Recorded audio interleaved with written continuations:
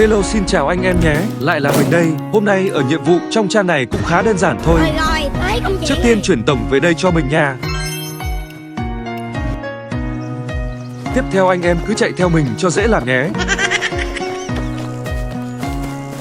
Đến điểm đích nhớ đánh dấu để lúc trả nhiệm vụ cho nhanh nha.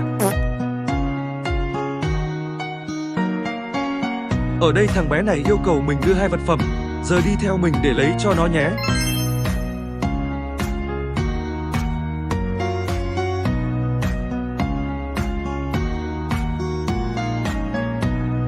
Xong rồi, giờ anh em quay lại trả nhiệm vụ là hoàn thành thôi.